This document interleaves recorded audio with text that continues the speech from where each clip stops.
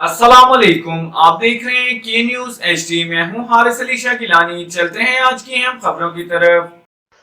रुक करेंगे खानेवाल का, जहां से रिपोर्ट कर रहे हैं हमारे नुमाइंदे साजिद महमूद मलिक। खानेवाल मलिहा रशीद की हिदायत पर डीएचक्यू खानेवाल में मरीज दोस्त इनकलाब एमएस डॉक्टर अम्मारा की अमली इक़दामात रंग ले आई।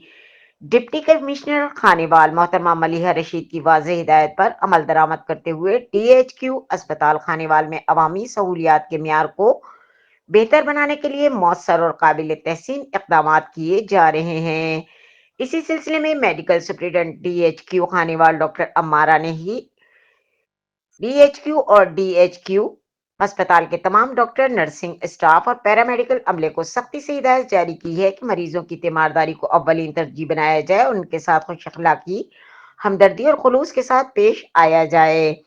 एमएस डॉक्टर अमारा की जानिब से वाज़ेह अहकाम दिए गए हैं कि मरीजों के लवाहिकीन के साथ भी मुकम्मल ताउन किया जाए, इन्हें गैर जरूरी परेशानी से बचाया जाए और इलाज मुआवजे के तमाम मराहिल में रहनुमाई फराहम की जाए। अस्पताल इंतजामिया को सफाई सुथराई के निज़ाम को मजीद मौसर बनाने के लिए अलर्ट कर दिया गया है ताकि मरीजों को साफ, महफूज और सेहत बख्श माहौल मैसर आ सके।